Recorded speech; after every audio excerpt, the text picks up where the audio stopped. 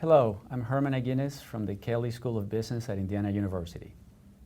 And I'm Bob Vanderberg from the Terry College of Business at the University of Georgia. We're delighted to have this conversation with you about our article in the Annual Review of Organizational Psychology and Organizational Behavior titled "An Ounce of Prevention is Worth a Pound of Cure: Improving Research Quality Before Data Collection." We wanted to give you a behind-the-scenes view and some background information on our article. We hope that you will enjoy and find our article useful, but wanted to give you some background information on what led to us writing this article. Both Bob and I have extensive experience as editors and reviewers. I was editor of Organizational Research Methods from 2007 to 2005 to 2007. Then Bob was also editor of the same journal from 2007 to 2010. After reviewing so many articles for ORM and many other journals, we came to the conclusion that the vast majority of papers that are not accepted for publication are not accepted for publication because issues are related, there are problems related to the theory, to the research design, and the measurement aspects of the study, not to the data analysis aspects of the study. Usually, data analytic issues can be solved if other aspects of the paper are strong. So, relying on a famous saying by Ben Franklin, we titled the paper in that matter because we believe that the critical part of any research study is what is done before we collect the data, not after. Personally, I admire Ben Franklin. He was not only a scientist, but also a diplomat, a military strategist, and a very successful entrepreneur. So when we talked about how could we title the paper, for us it was an easy choice to rely on Ben Franklin because we personally admire him. The paper itself focuses on 7 key elements, if you want to call them the ounces of prevention that we allude to in the title. And so just very briefly, the first one is making meaningful theoretical progress, and by that in the article we are questioning whether or not the current state of affairs in terms of the published articles are really making that much progress. And in it we provide editors as well as authors pieces of advice as to how they can make it more meaningful. For example, editors could put the theories more at risk or encourage more risk-taking in terms of testing the theories. An example for the author would be extend the null hypothesis beyond just the 0.00, but be more challenging in terms of the level at which they're going to test their hypotheses. Addressing an important question is the second one that we talk about in the article. This really improves the chance of making a meaningful contribution if you do this. Again, for the editor, our advice is to really sit down and question whether the so what in the paper is being addressed in terms of its meaningful importance. For authors, most of our advice is basically networking, getting on editorial review boards, reviewing for conferences, relying on colleagues to review their papers. The third piece of advice is there a practical end in mind in terms of the outcomes and results? So often we focus on testing the hypotheses for the sake of testing hypotheses with little thought as to what is the practical outcome for this for the organizations that we purportedly study, the workplace and the people within the workplace. So for editors, one piece of advice we give is the research socially oriented. Can we answer questions that are of importance to the organizations through it? For authors, one piece of recommendation we get is if they have a sabbatical coming up, why not spend that sabbatical in a business shadowing managers and actually learning the nature of business rather than going to another university. The fourth piece of advice we give is addressing low statistical power. So many of the studies that we reviewed, by the way, I think Herman and I figured out we have 100 years of reviewing experience between us in the various editorial boards, but a huge problem, and has been for a number of years, is low statistical power. And to be quite frank, if you have low statistical power, your findings are inconclusive. So for editors, we tell them to insist on power analysis, and for authors, we tell them to conduct a power analysis in advance. The fifth one is strengthening inferences about causal relationships. This is basically design issues, and it comes to the questions of how confident can an author be that the thing that they believe is the cause is really that and is really having an impact on the outcomes that they would like to have. And again, because of so many of the designs that editors and authors are using right now, that is a questionable practice. The sixth one is using control variables appropriately. Again, because most of our designs in the organizational sciences are non-experimental, control variables have been pushed by editors and others as a means for removing alternative explanations. And again, however, there's a lot of mispractices with respect to using control variables, and we provide some advice to the editors and authors for doing this.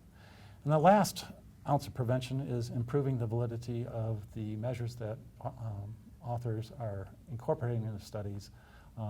Again, we've seen and witnessed a lot of slippage lately in terms of the measures being able to measure the things that the authors purport that they do. And what we're calling for, again, from both authors and editors, is to engage in more meaningful measurement design practices. And so as Bob mentioned, for each of these issues, first we describe why it is so important. Then we offer specific advice, almost in the form of a checklist for authors, researchers, and also editors and reviewers. The reason, or one of the reasons why we see the need for these checklists, is that there are two broad trends that really are pushing us, researchers in the organizational sciences, in what seem to be opposing directions, but we see them as not being such. First, the pressure to publish high-quality research that is published in top-tier journals. The competition for publishing is becoming fierce. It's global. The majority of top-tier journals have rejection rates of about 90%. Tenure, promotion, and other reward structures in many universities are based on the number of articles published in such top-tier journals. The only way to get into those journals from the perspective of authors is to conduct high-quality research. And as we said earlier, this only happens if you plan your study, if you think about the theory, the research design, and the measurement issues. When you get to the data analysis facet of a study, typically that is not a fatal flaw. Things can be fixed about data analysis, but not about the prior steps. The second big trend and pressure that we see is to conduct research that has important implications in terms of practice. How can we conduct research that is not only high quality, but also actionable? Business schools, psychology departments, universities overall are suffering the pressure from external stakeholders. They need to show that they do relevant work, that their research produced has important implications for the betterment of society, organizations, and the people who work in those organizations.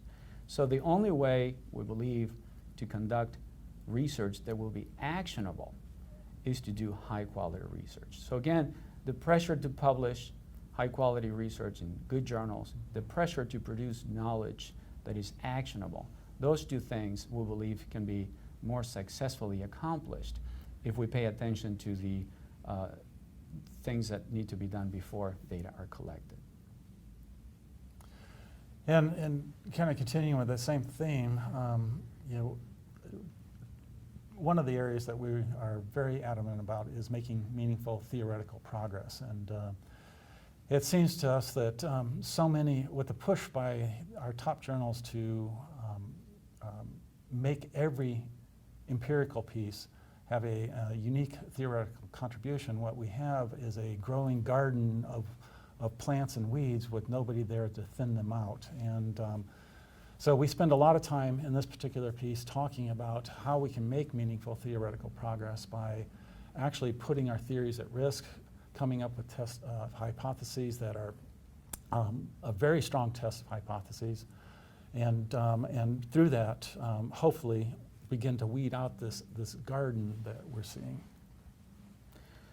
Another one of the issues, now going into some of the 7 issues we discussed in the paper, is what happens at the very beginning of most research studies, which is we ask a question. So one of the issues we discuss in the paper is the need to ask an important question.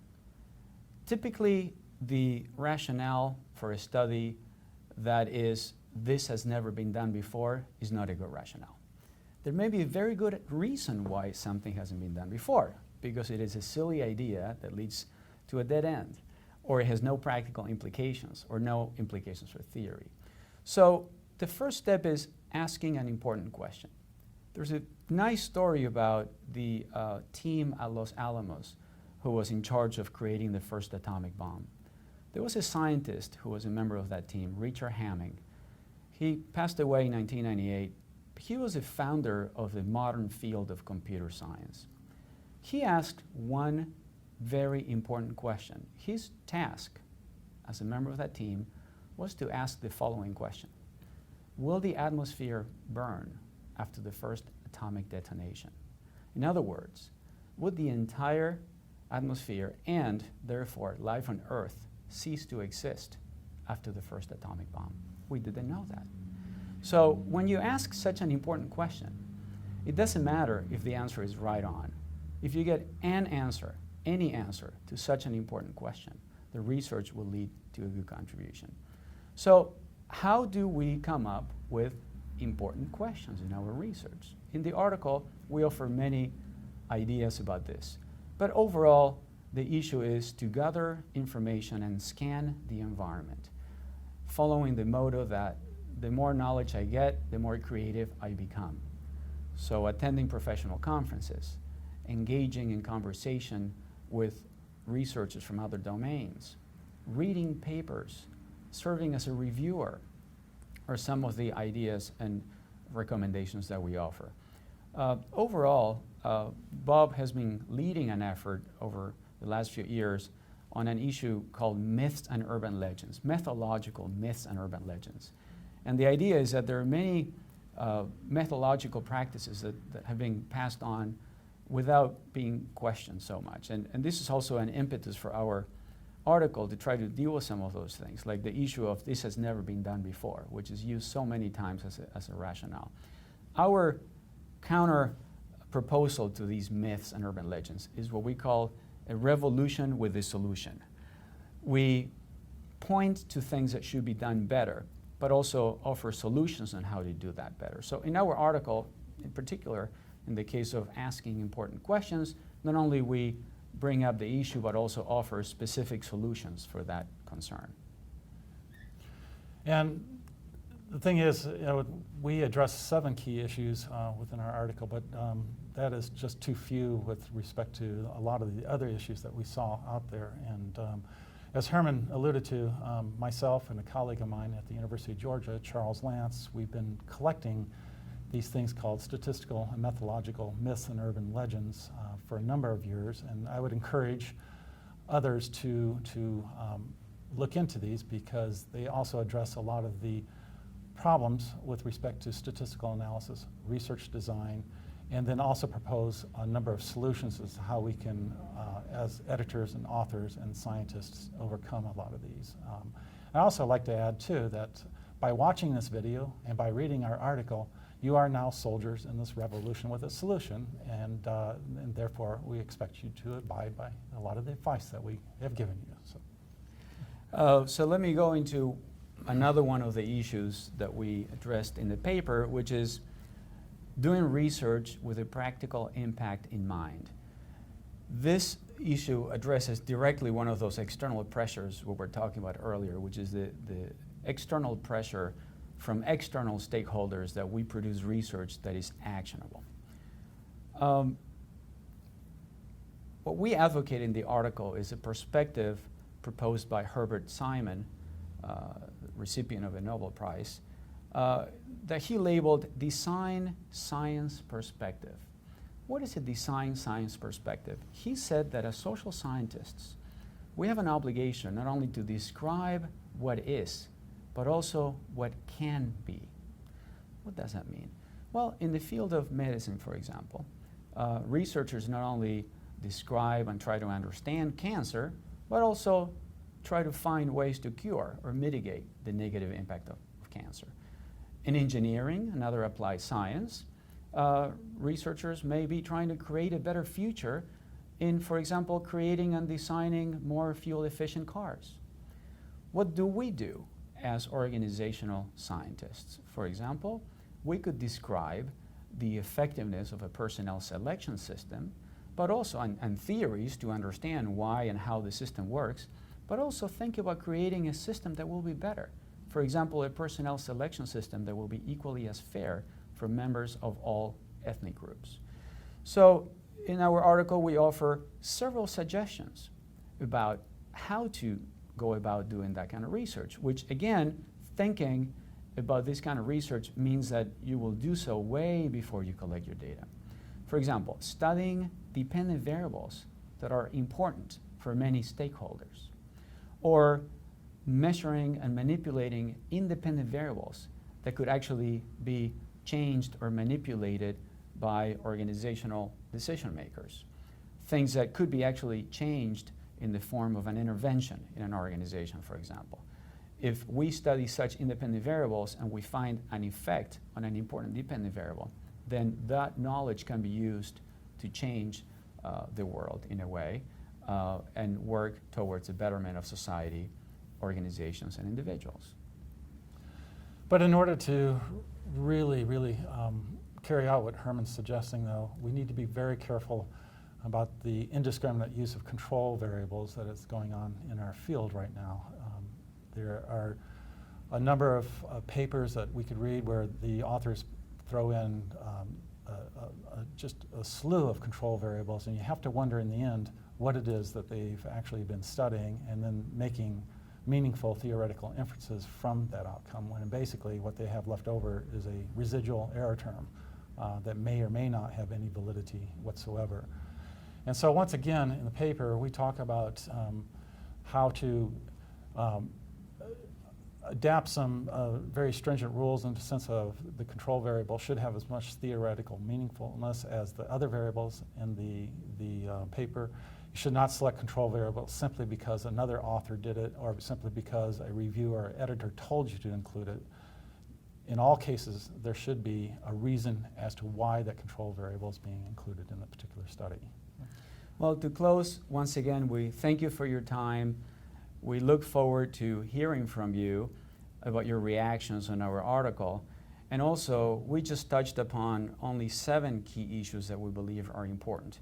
There are many more that we could have addressed, and we look forward to perhaps collaborating with some of you on producing such knowledge in the future. Thank you. And remember, viva la revolution. There you go.